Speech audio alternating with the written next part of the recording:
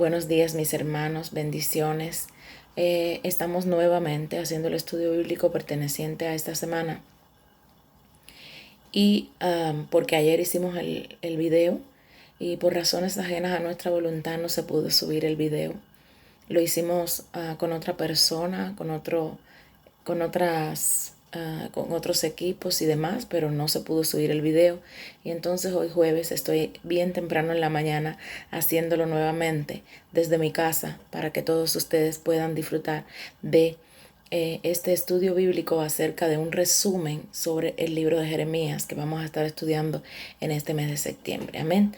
Así que bueno, antes de comenzar con el estudio bíblico, quiero que todos nos pongamos, inclinemos nuestro rostro desde nuestros hogares o donde quiera que estemos y oremos. Bendito Dios, te damos gracias, Señor, por esta mañana, por este amanecer, Dios mío amado. Te damos gracias porque tu amor y tu misericordia nos están acompañando siempre. Bendito Dios, te damos gracias por cada vida, por cada hermano que nos está viendo o que nos está escuchando. Te damos gracias, Señor, por tu amor inmerecido. Y te pedimos, Señor, que nos dé sabiduría para entender cada cosa que vayamos a aprender en este estudio. Te rogamos, bendito Dios, que podamos discernir cómo podemos beneficiarnos de ellas en nuestro contexto, en nuestra actualidad. Todo lo ponemos en tus manos, en el nombre de tu Hijo precioso, Cristo Jesús. Amén y amén. Bueno, hermanos, para hacer un poquito de recuento, recordarles que Jeremías fue un sacerdote israelita que vivió y trabajó en Jerusalén durante las últimas décadas del reino del sur, Judá. Él fue llamado como un profeta para precisamente advertir al pueblo israelita de las severas consecuencias de romper su pacto con Dios a través de toda la idolatría que ellos hacían y también de la injusticia social. Incluso predijo que el imperio de Babilonia vendría como el siervo de Dios para traer este juicio sobre Israel. Bendito es el nombre del Señor que nos da la oportunidad de conocer estas cosas, ¿verdad? Bueno, este imperio babilónico iba a venir sobre Israel, destruyéndola, llevando el pueblo al exilio y tristemente estas palabras se hicieron realidad. Jeremías vivió en el asedio y en la destrucción de Jerusalén y fue testigo personal del exilio. Este libro del que vamos a estudiar, Jeremías, es un libro que surgió de una manera muy interesante. En el capítulo 36 nos dice que después de que Jeremías ya había estado 20 años, hermanos, fíjense, 20 años predicando en Jerusalén, Dios le llama a reunir todos sus sermones, poemas, ensayos, y escribirlo. Esto Jeremías, por supuesto, lo hizo empleando a un escriba llamado Barú, del que hablamos en el sermón que tuvimos el domingo anterior. Y este escriba llamado Barú copiló y escribió todo este material en un rollo. Así que Barú también escribió, además de esto, muchas historias sobre Jeremías y luego unió todas estas piezas y es por eso que la razón de que este libro se presenta como una antología o como una colección de colecciones.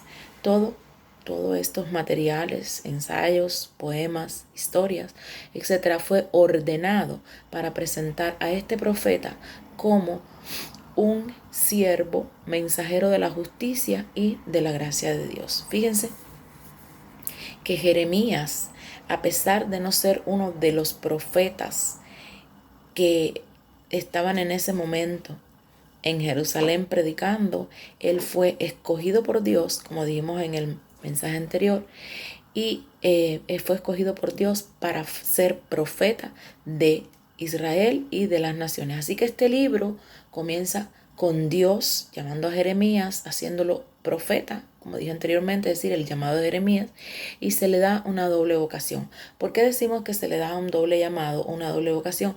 Porque también va a ser profeta de las naciones, además de ser profeta de Israel. Además, sus palabras, es decir, las palabras de Jeremías, arrancarán, derribarán, pero también edificarán y plantarán. En otras palabras, para que ustedes me entiendan, él acusará a Israel y le advertirá acerca del juicio. Ujú. Pero también va a traer una esperanza, un mensaje de esperanza para el futuro de este pueblo llamado Israel y también para el de las naciones. Esta introducción resume perfectamente la primera sección de los capítulos del 1 al 24.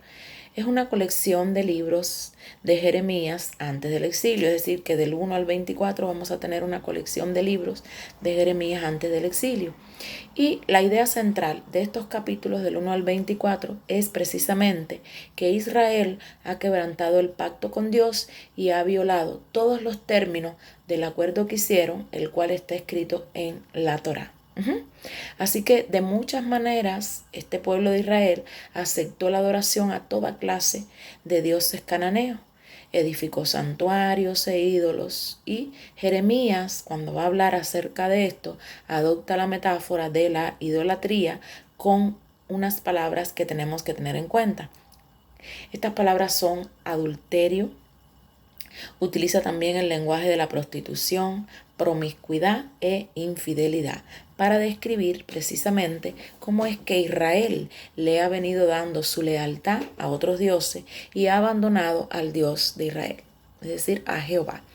Entonces, ¿qué hemos visto hasta aquí? Que del capítulo 1 al 24 tenemos precisamente cómo Jeremías denuncia al pueblo de Israel la ruptura de ese pacto que ellos hicieron con el Dios de Israel y la violación de todos sus mandamientos, que todo esto conllevó a qué? A la idolatría y a la injusticia social, como vimos en un principio. Recordarles también que Jeremías es un profeta llamado de doble vocación, es decir, un profeta para Israel, pero también es un profeta para las naciones. Amén. Durante este libro, Jeremías también acusa repetidamente a los líderes de Israel, a los sacerdotes, a los reyes, a los otros profetas. Todos se han corrompido. Han abandonado la Torá y también el pacto. Y todo esto ha conllevado a un resultado trágico y un resultado que le duele mucho a nuestro Dios, y es precisamente la injusticia social. Se estaban aprovechando de las clases más vulnerables, es decir, de aquellas personas que no tenían los recursos, como eran las viudas, los huérfanos, los inmigrantes, en clara violación de las leyes de Dios. Fíjense hasta aquí que hemos estado viendo cosas que en nuestro contexto están ocurriendo. Amén. Fíjense cómo nosotros podemos darnos cuenta que todo lo que sucedió en la época de Jeremías y que se refleja en los capítulos de este libro, nosotros los hemos vivido en nuestros países y lo hemos vivido en la actualidad. Amén. Es decir, que la discriminación hacia las viudas, hacia los huérfanos y hacia los inmigrantes ha estado presente no solamente en el contexto de Jeremías, sino en la actualidad, en nuestros días. También nosotros en la actualidad hemos violado los mandamientos de Dios, los mandamientos que Dios hizo un nuevo pacto con Abraham y nosotros también hemos violado este pacto. Es decir, que nosotros tenemos que ver todo lo que estamos aprendiendo en este libro, adecuarlo a nuestro contexto y todas estas enseñanzas, nosotros beneficiarnos precisamente de ella. Amén. Esta clara violación de las leyes de Dios parecía no importarles a los líderes de Israel. Un lugar clásico de este libro en que todas estas ideas se unen es en el capítulo 7 del libro de Jeremías. Aquí a este se le llama el sermón del templo de Jeremías. Los israelitas llegan al templo de Dios a adorarlo como si todo estuviera bien. Sin embargo, fuera del templo adoran a otros dioses. Y algunos, fíjense, que hasta adoptaron la horrible práctica cananea del sacrificio de niños. Fíjense que vimos aquí. Van al templo a adorar a Dios y fuera del templo adoran a otros dioses. ¿Qué sucede en nuestros días? En nuestros días adoramos a Dios en el templo. En ocasiones, cuando salimos del templo, no somos cristianos, somos personas que adoramos a otros dioses como qué, como la adicción, o adoramos a otros dioses como el trabajo, o quizás no sé, la televisión o no sé, cada uno de las personas que hacemos cosas como estas, tenemos nuestros propios dioses, que ahorita no son dioses cananeos, ahorita son la televisión, el trabajo, la adicción, etcétera. Amén. Así que tengamos en cuenta todo esto que estamos aprendiendo hoy aquí. Amén. Así que Jeremías hace su muy impopular anuncio de que el Dios de Israel viene en juicio sobre ellos por, como dije anteriormente, la ruptura de ese pacto que ellos habían hecho y que estaba reflejado eh, en las épocas desde que lo hicieron, y también precisamente de la violación de todos sus mandamientos escritos en el Torá. Él destruirá, según el libro de Jeremías, su propio templo y castigará a Israel enviando a un enemigo del norte. Este enemigo es un ejército que Dios permitirá que conquiste a Jerusalén. Y mientras leemos, descubrimos que está hablando acerca del imperio de Babilonia. Todo esto, hermanos, nos lleva a una transición precisamente en el capítulo 25. Israel no ha regresado a su Dios. Es decir, que a pesar de que Jeremías predica, de que Jeremías les advierte y todo lo que sucede en estos capítulos, en el capítulo 35 nos damos cuenta de que Israel no ha regresado a su Dios. Así que, hermanos, bueno, no se arrepintieron de todo lo que estaba sucediendo. Y es en el primer año del nuevo rey de Babilonia, Nabucodonosor, que Dios le dice a Jeremías que anuncie precisamente que los ejércitos de Babilonia están en camino a Israel y a todos sus vecinos, es decir, a los países vecinos también, para conquistarlos y llevarlos como prisioneros al exilio. Y esto va a ocurrir durante 70 años. Fíjense, él compara a Babilonia con una copa de vino. Vemos en el libro, él lo compara a Babilonia con una copa de vino llena hasta el borde con la justa ira de Dios. Interesante, ¿verdad? Y precisamente recordarles que esta justa ira es por toda la injusticia, y la idolatría de Israel. Dios hará que Israel y todas las naciones beban de esta copa. Este capítulo es clave precisamente para el diseño de este libro, porque todo lo que sigue se concentra en el ataque venidero de Babilonia. Es decir, primero el ataque sobre Israel de los capítulos 26 al 45 y luego las otras naciones en los capítulos del 46 al 51. ¿Qué hemos visto hasta aquí? Del 21 al 24 vemos que Jeremías denuncia toda la violación que ha hecho el pueblo de Israel y las naciones vecinas, sobre todo el pueblo de Israel. ¿Qué es lo que ha hecho el pueblo de Israel en la violación de los mandamientos de Dios y la ruptura de ese pacto que ha conllevado a la idolatría y a la injusticia social? En el capítulo 25 vemos claramente que este pueblo, el pueblo de Israel, no se arrepiente de lo sucedido, es decir, no se vuelve a Dios. Del 26 al 45 vemos el ataque sobre Israel y del 46 al 51 vemos el ataque sobre las naciones vecinas del ejército de Babilonia. Ahora, la sección de Israel, es decir, de los capítulos del 26 al 29 contiene historias de cómo Jeremías le ruega a Israel arrepentirse, cómo les advertía hasta el último minuto. Él les rogaba al pueblo de Israel que se arrepintieran de todas sus violaciones, de todos sus pecados. Pero los líderes de Israel continúan rechazándolo. Y del capítulo 34 al 45 tiene historias de cómo Jerusalén estaba siendo asediada y eventualmente destruida por el ejército de Babilonia. Y también tiene historias acerca de cómo Jeremías fue perseguido durante todo este tiempo y secuestrado y llevado a Egipto en contra de su voluntad. Pero fíjense qué interesante que es llevado a Egipto en contra de su voluntad por un grupo de rebeldes israelitas, no babilónicos.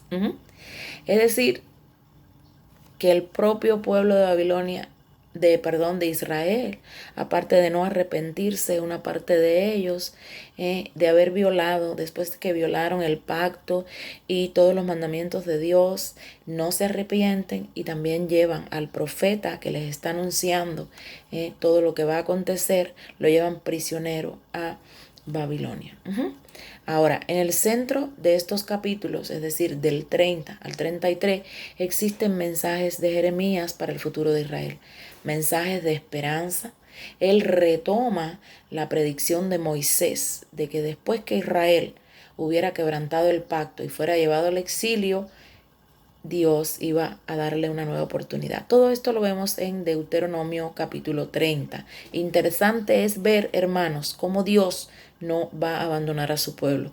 Más bien, qué era lo que iba a hacer. Y nos habla en esto en el capítulo 30 del libro de Deuteronomio. Dios no abandonaría a su pueblo. Más bien, renovaría su pacto con ellos y transformaría sus corazones. Jeremías desarrolla esta promesa y dice además que Dios un día escribiría las leyes de la Torá no en piedra, sino en los corazones de su pueblo. Interesante es ver cómo desde aquel instante, en aquel contexto, está esta promesa, que Dios va a escribir sus mandamientos, no en piedra, sino en el corazón de su pueblo. Él sanará su rebelión para que ellos puedan un día verdaderamente amarlo y seguirlo completamente. Esta promesa todavía está vigente en nuestros días.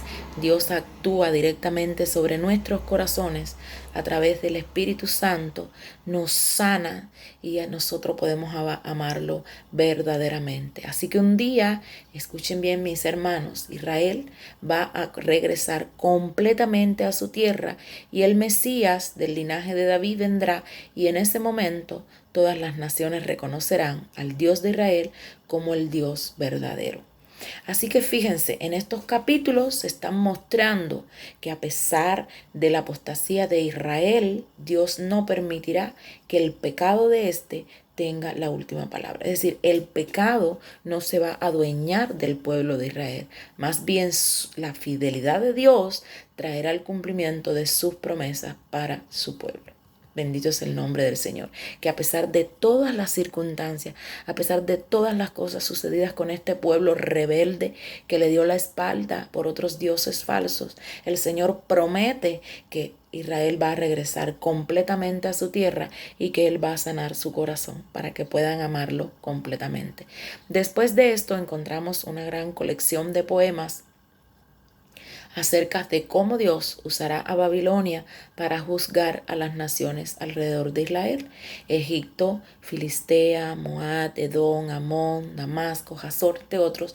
Pero luego, sorprendentemente, fíjense, sorprendentemente, los poemas más largos se reservan para el final del libro de Jeremías y son acerca del juicio venidero de Dios sobre Babilonia misma. Así que fíjense, Dios utilizó a esta nación, es decir, utiliza al ejército de Babilonia para ejecutar su justicia sobre Israel, es decir, para ajusticiar a Israel y a los países vecinos.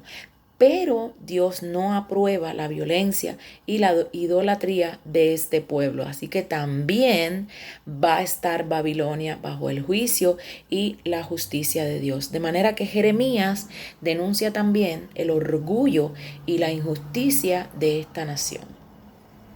En estos poemas, Babilonia es enorme y nos recuerda la Babilonia del capítulo 11 del libro de Génesis. Babilonia se ha convertido, hermanos, precisamente en una nación rebelde, típica, y Dios la entregará a su propia destrucción. El libro concluye precisamente con una historia tomada del final de Segunda de Reyes, y yo los invito a leer el final de Segunda de Reyes, que si mal no recuerdo es el capítulo 52, donde nos cuenta el último ataque de Babilonia a Jerusalén, cómo destruyeron los muros de esta ciudad, quemaron el templo y llevaron al pueblo al exilio. La historia muestra cómo se cumplieron todas las advertencias del juicio que Jeremías predijo sobre el pueblo de Israel en su libro, en los capítulos del 1 al 24. Pero luego el capítulo termina con una breve historia acerca del rey israelita cautivo, el heredero del linaje de David y rey de Babilonia. El rey de Babilonia libera a Joaquín, el rey israelita del linaje de David, descendiente del linaje de David, lo libera de la prisión, le muestra su favor y lo invita a comer en su mesa por el resto de la vida. Es decir, que también este último mensaje es un mensaje de esperanza para todos los que estamos, ¿no? Somos descendientes de David. Ajá. Así que hermanos, ojalá que hayan podido entender que en estos capítulos existe muchísima enseñanza para nuestros días y que en el transcurso de las semanas siguientes de este mes de septiembre vamos a estar aprendiendo acerca del libro de Jeremías. El domingo el sermón también es acerca de este libro y ojalá que todos puedan estar presentes en él. Recordarles que va a ser a las 11 de la mañana, que lo vamos a transmitir en vivo para la página de la iglesia Polar Memorial y que una hora después lo vamos a transmitir en YouTube.